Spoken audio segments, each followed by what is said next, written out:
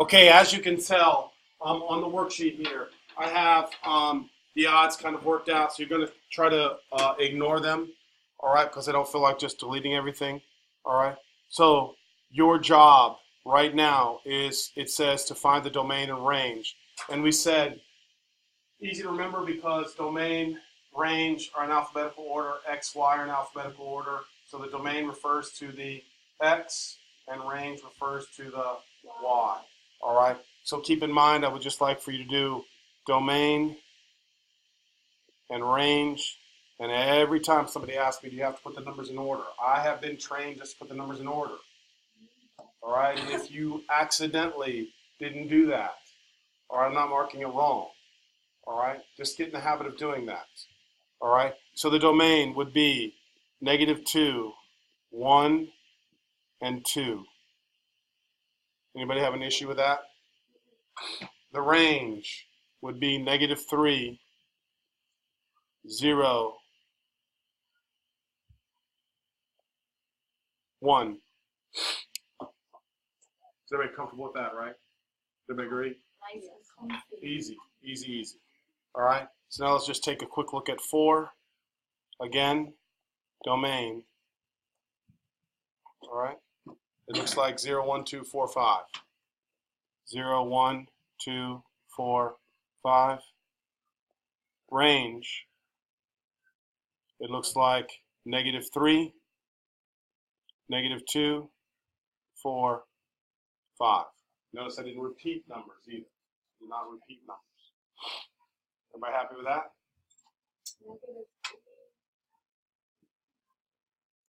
All right. Now, something I'm going to do a better job this year on is in the past I've said that the graphs are kind of easy, but kids have a hard time with them. All right.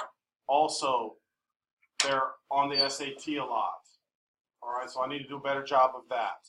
All right. So question number 6 is kind of tricky. All right. So I want everybody to take a look at number 6. I'm going to explain number 6. All right.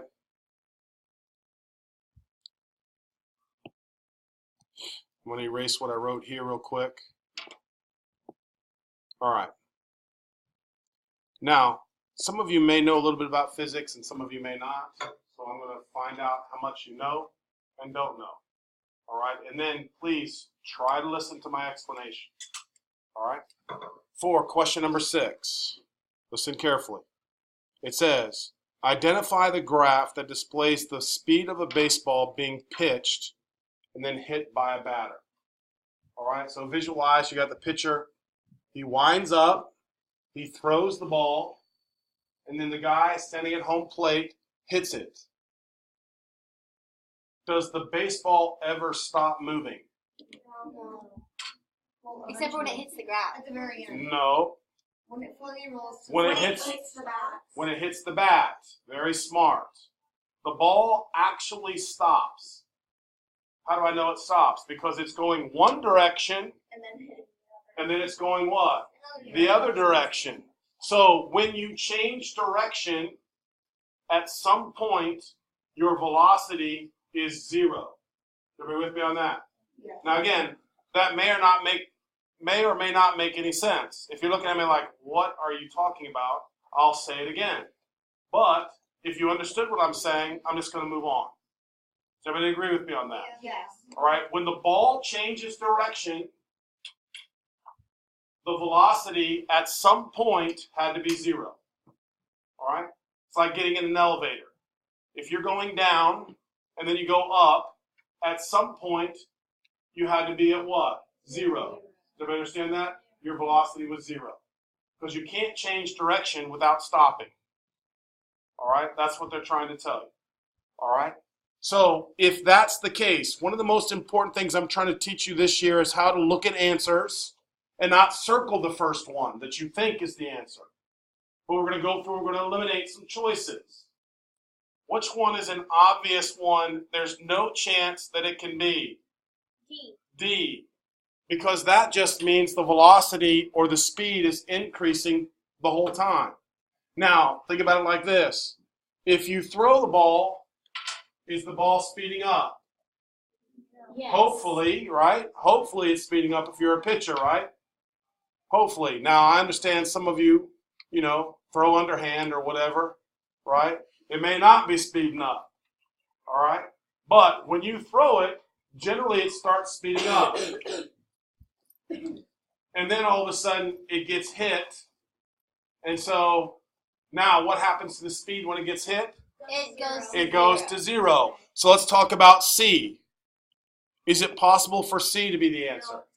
No, because when you hit the ball, it never got down to zero. So C is not the correct answer. All right? Now, it's either A or B. Now, I want someone who's thinking about it can tell me why the answer is either A or B. Connell, tell me. Which one is it? It's A. For sure? I think so. Be positive. Of course it's A. Because? The pitcher throws it, it increases in speed, and then he hits it, and then it just completely stops. And then he hits it, and it keeps going faster and faster, and then it just starts wrong. Okay, now you only said one thing wrong, so I'm really proud of you. Listen to what I'm saying now. Right here, look. Is this the time that the ball is falling down? Yes or no? No. No. It's not going down. Now listen to me, guys. Come on now. Pay attention. Look up. Is the ball falling down? Yes or no? Tell me why. It's on top of the chart. That's a good thought. That's what everybody thinks. Because listen to me. You're visualizing this as the flight of the ball. That's not the flight of the ball. Say it again. It's slowing down. So let's say the ball was going 30 miles an hour. And then it's going 35 miles an hour. And then it's going 40 miles an hour. And then it's going 50 miles an hour. And at some point, you guys realize that the ball eventually slows down, correct? So as it's slowing down, does that mean that it's falling down? No. No, right? Does everybody agree with me? It could be slowing down, right? But the speed is getting slower, but it still can be going in the air, higher. Does everybody agree with that? In other words, it's going 40 miles an hour, 45, 50, 55, 60, 55. Does that mean the ball is going down because it went 55 miles per hour? No. It just means it's slowing down. Yes? Well, what if the velocity has to start at nothing? Oh, brilliant, brilliant, brilliant. I'm very happy with you on that. Excellent, excellent point. So, believe it or not, initially when I thought the answer was, B. Oh, I know. Ooh, tell me why. It's A because the pitcher's arm is still moving, so the ball is still moving. That's a very good explanation. Tell me. Okay, because the pitcher is not standing on the ground. Or he is standing on the ground, but his arm is not on the ground. It's up in the air. Well, but listen to me now. Listen, this is the important part right here. This is the important part, which you guys haven't done yet, but I'm going to tell you anyway. There's called an initial velocity. All right? And the initial velocity has to do with the pitcher winding up. So as the pitcher winds up, right? As the pitcher winds up, that motion is giving it a what? An initial velocity. Does everybody agree with me on that? And it's kind of like a bullet in a gun, right? It seems as if the bullet would start out at 0, correct? But there's an explosion that happens inside, right?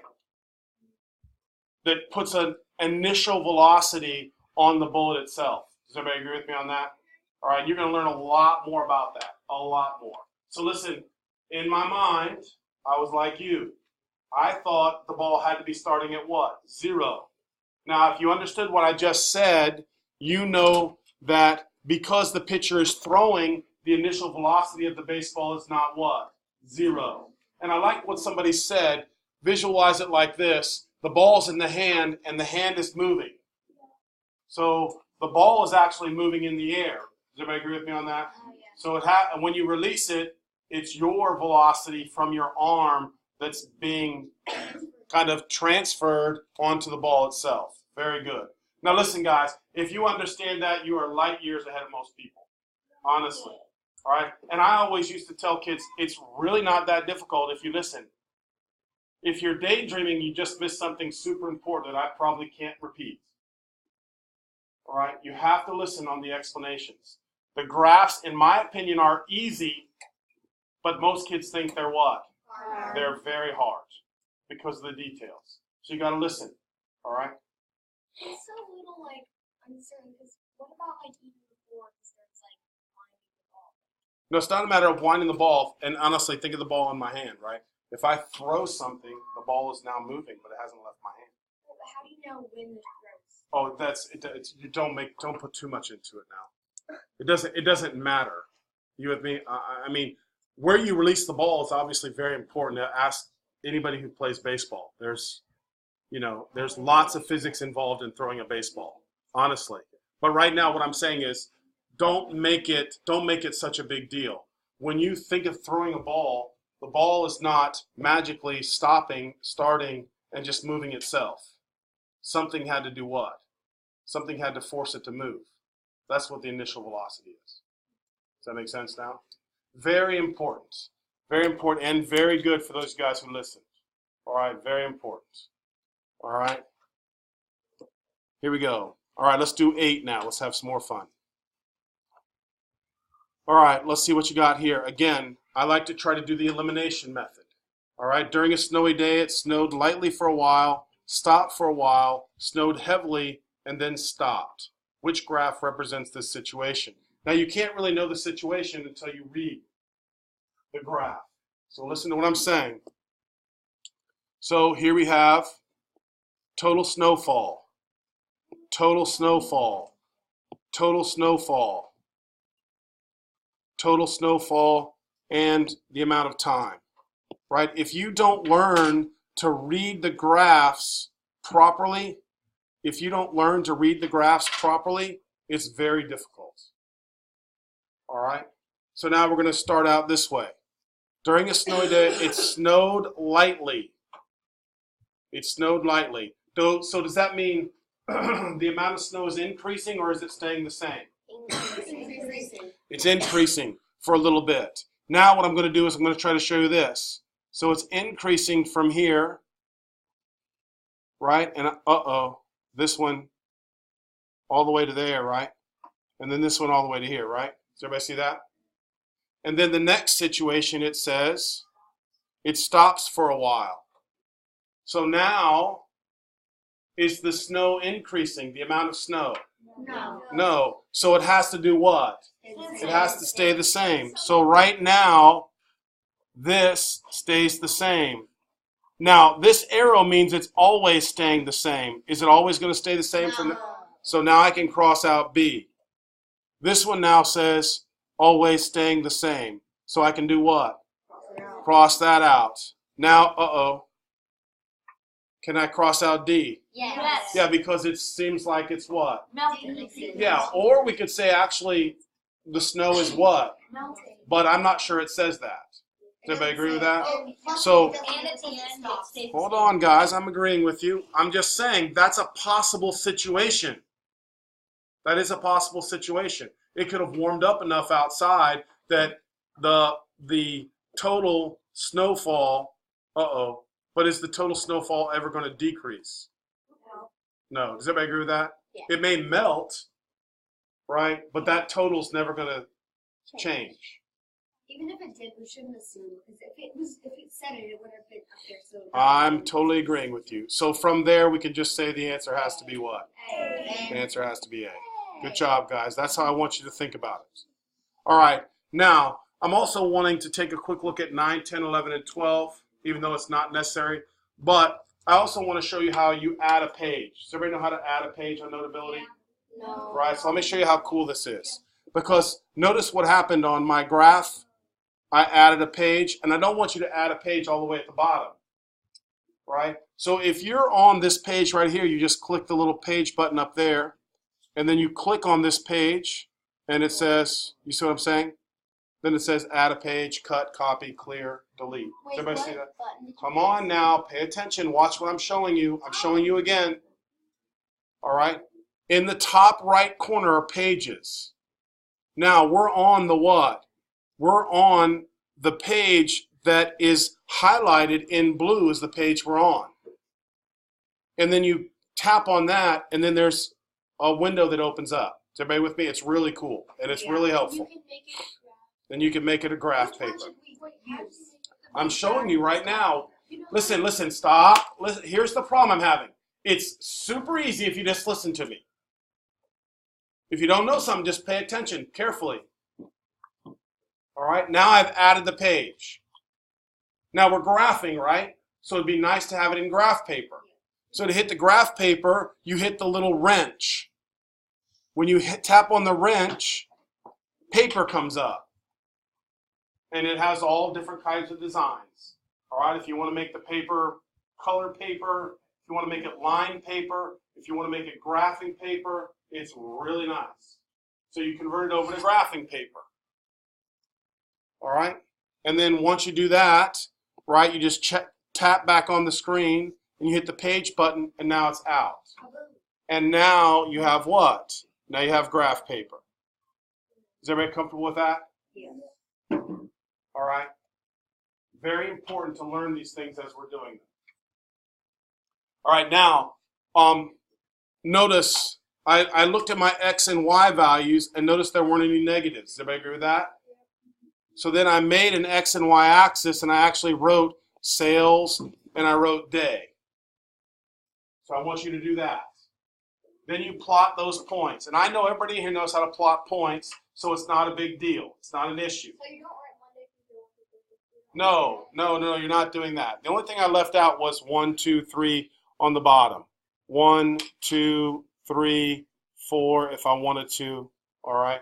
And of course the sales, but in the interest of time, I just didn't feel like putting that up there, all right? But I want to make sure everybody's okay with what we're doing. Graphing, all right? Now again, you have to realize we're going up to like 14. All right, if we're going up to 14, that means you got to leave your space to make it all the way up to 14. Does everybody agree with that? okay, All right, and if you make a mistake, you can just circle it and move the line down or add a line.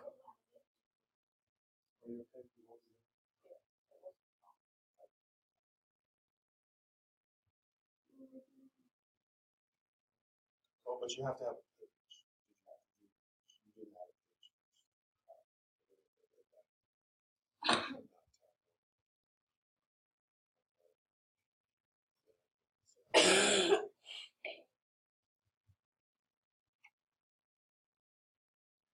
All right, does anybody have any issues with that? Everybody's agreeing with me, right? It's not bad. I know you guys know how to plot points.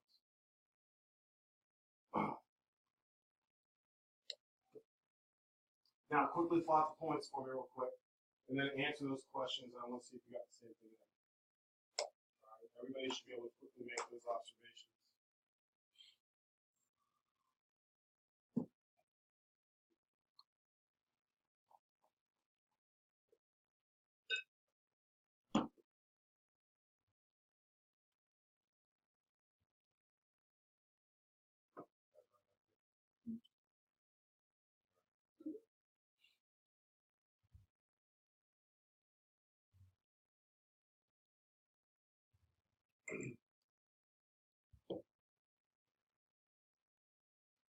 Wow, the new stylists are working so nice.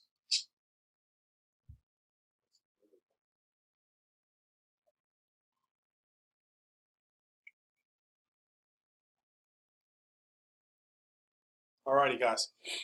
Now, I don't want to waste any more time on that. All right, if you haven't done that, just work on it tonight. But I want to scroll down to make sure you understand.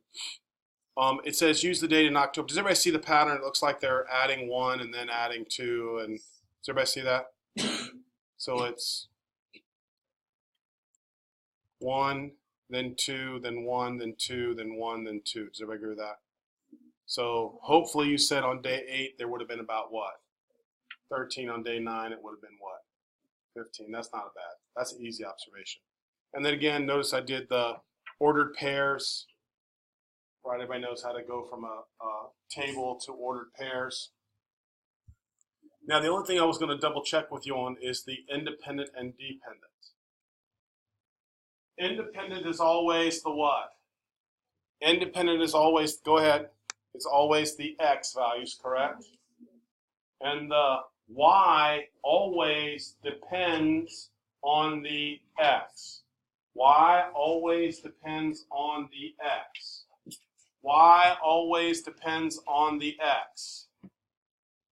So if that is true, the day would be the independent variable and the sales would be the day would be independent and the sales would be the dependent. All right? Now again, that's just vocabulary stuff, guys. That's just vocabulary. It's not a big deal. All right? Now, let's continue on. All right? Now, for question 14, which relation is a function? In order for it to be a function, it must pass a vertical line test. All right? So, is A a function? No. No, because if you draw the vertical line here, that vertical line touches 2 points. Yep. So A is out. Is B? No. No, because there's a vertical line here. No. What about C? Yes. All right, the answer, of course, is C. All right, and I always like to verify my results by looking at D and seeing this vertical line here would touch 2 points. All right, easy, easy, easy. All right, so now let's take a look at 16.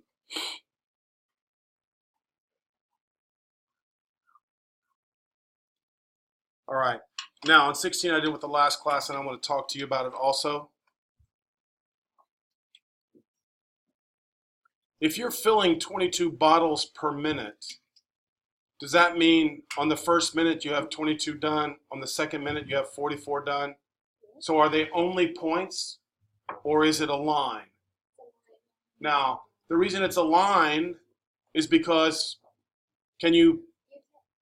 at 30 seconds, in other words, at 30 seconds, would you have so many bottles done? Yes, about half of them would be done. Right? So what I'm trying to say is the only answer, the reason why A is not the correct answer is because, yes, those points are plotted. The points are plotted. Is everybody with me? But what? But the reason there should be a line through them is because in between minutes, it's still making the bottles. Does everybody agree with me on that? Right? So now the question is, for B, is the total going down or is it going up? So it can't be B, right? That would be dumb, right? Now, at first, if you're not careful, you'll think C and D are the same. But the points are plotted incorrectly. Do you agree? Yeah. So the only possible answer is what again? C. C. Is everybody happy with that explanation? All right, that was nice, guys. All right, so now let's check out 20. All right, we're jumping down to 20 for me. F of negative 1/2. So that means I plug negative 1/2 in for what? For x. So I'm highlighting here, plugging it into here. So what's 2 times negative 1/2? -1. Minus 6. So my answer, -7. A. Speak up now if you're not sure, guys. Speak up. All right, let's check out 22. So I have to plug negative 1/3 in for what? Into the G function. So that's going up here. Now I've got some issues because some of you aren't good with your fractions. So I'm plugging negative 1/3 in. Does everybody agree with me? So when I plug negative 1/3 in, here's what I want you to write. G of negative 1/3 equals negative 1/3 minus 2 times negative 1/3 squared. Now, we're practicing mental math, not with a calculator. You're practicing your math. I need you to be able to do the fractions in your head. I need you to be able to do that. So let's demonstrate. Squaring first. What is negative 1/3 squared? 1/9. 1/9 times 2 is what? Come on, 1/9 times 2. 2/9. Now, if you're not sure about that, now say, hey, man, just refresh my memory. We're getting to that. All right? No, I'm not going to be wrong. I promise you with fractions. There's lots of things I make mistakes on, but not fractions. Negative 1/3, it doesn't matter what you thought. If you're different, you're what? Wrong. Wrong. So, negative 1/3 times negative 1/3 is what? 1/9. Is 1/9. That's easy. Now, there's a 2 out in front. So, 2 times 1/9 is 2/9. Now, yes, I am aware that this sign right here makes it what? Negative 2/9. I'm aware of that. All right? So now I have negative 1/3 minus 2/9. Well, 1/3 is how many ninths? 3/9. So negative 3/9 minus 2/9, negative 5/9. Don't be sorry. We're practicing mental math. All right? I want you to be able to do mental math on that. Most kids, that's impossible. Not for us. That's why you're practicing in here right now. If you're not seeing it, I need to show you. Do I need to show anybody anything on that? All right. I mean it now. You're not going to be able to use your calculator. All right. You might be frustrated if you're not with me. All right. So my answer was what? A. A. All right. Now, 24. All right. So for 24, I've got to do g of negative 3. All right. Let's practice our mental math. G of negative 3. What's negative 3 squared? No. 9. What's 9 times 2? Negative 18. 9 times 2 is 18. But don't forget there's a negative. So now it's negative 3 minus 18, which is what? Negative 21. Uh-oh. What do I have to do? Yes. Then you have to add 13. 3 squared. Shh. Don't help him. He's brilliant. 3 squared. Did you understand 9? Who asked me about how to get 3? Do you see it now? I plugged in negative 3 for x. Oh. Do you see it or not? Oh, you do the x and you square it. Brilliant. There you go. Now you're on track. All right? Now you're on track. So is everybody comfortable with that being what? Mm-hmm. Negative 8. All right, so I'm happy. Negative 8. All right, let's have fun with 26. What do I do with this 3y? Wherever I see an x, I put what? I put 3y. So let's come up here. G of 3y is equal to 3y minus 2 times 3y squared. Anybody have an issue with that? And what is 3y times 3y? 9y squared. So it's going to be 3y minus 18y squared. Anybody have an issue? Anybody with issues on that? All right, so let me go back down and see. So my answer is what? D. Obviously D, unless there's a problem with somebody. Why is it negative 18y squared? Because didn't we multiply 9 by 2? What's 3 squared? 9. Times negative 2. Negative 18. You're welcome.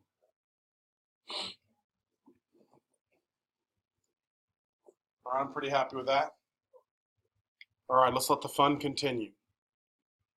28. We're going to express this as a mapping. Wow, this is really hard.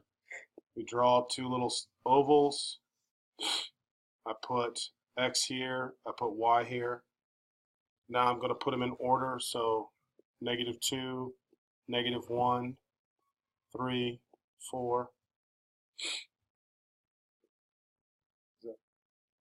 Negative 2, negative 1, yeah. And then the negative 2, 1, 3, 4. Negative 2 is mapped to what?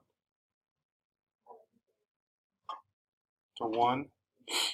Negative 1 is mapped to 4. 3 is mapped to 4 is mapped to. There, I like that. You're right, that's simple. Simple, simple. All right, the fun. I'm not sure it could get funner, but just watch. Funner. All right, let's get funner. All right, here we go. Determine whether a relation is a function. A relation is the function if the x coordinates are all different. So is 30? Yes. Yes. Yes. All right, let's take a quick look at 32. Yes. Vertical line test, Yes. correct? Yes. 34. Yes. Yes. Uh-oh. Now, we're back to math. All right? Where we're working on now absolute values.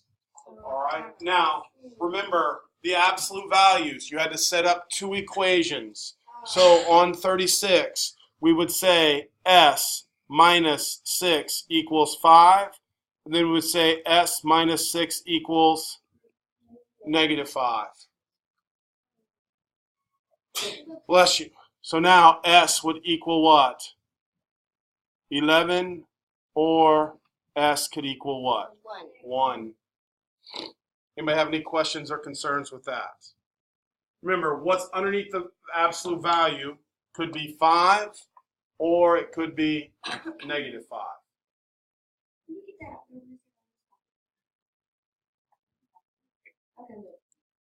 All right, let's check out 38 now. We have to do what? Isolate the absolute value. So to isolate the absolute value, I'm going to do subtract 3. So now 2x minus 5 equals 4. And then we can say 2x minus 5 equals 4. 2x minus 5 equals negative 4. Must isolate the absolute value first. Now, this is all mental math for us. So from this point, we just say x is equal to 9 over 2, or x is equal to what? Negative 1 half. What? Negative 1 half. 1 half. Thank you very much. Negative 4 plus 5 today is 1. Oh. Oh, yeah. That clue when I ask you the same question 5 times means you just missed the problem 5 times. That's all. Got it. All right, here we go. Let's check out, 39. Be careful. When is the absolute value a negative? Never. Never. You can't take an absolute value and end up with a negative number. So if I say, when is the absolute value of x equal to negative 4? Never. Never. Never. Because when you take the absolute value, it changes it to what? Positive. All right? So now, 40, we're going to isolate again. That means I have to divide by 5. So 3x minus 1, absolute value equals 6. So now we write 3x minus 1 equals 6. 3x minus 1 equals negative 6. Now we're practicing our mental math. So x is equal to 7/3, or x is equal to negative 5/3. Come on, practice your mental math. Any issues with that? No, sir. Nope, that's right. Easy. All right, let's check out 42. Isolating again, what do I have to do? Minus 3. Add 3 to both sides. Absolute value of 4x plus 9 equals 9. 4x plus 9 equals 9. 4x plus 9 equals negative 9. Mental math, x equals 0, or x is equal to negative 9 halves. I was just about to say that. I was just on a little. Just a little behind. That's all right. You can catch up one of these days. All right.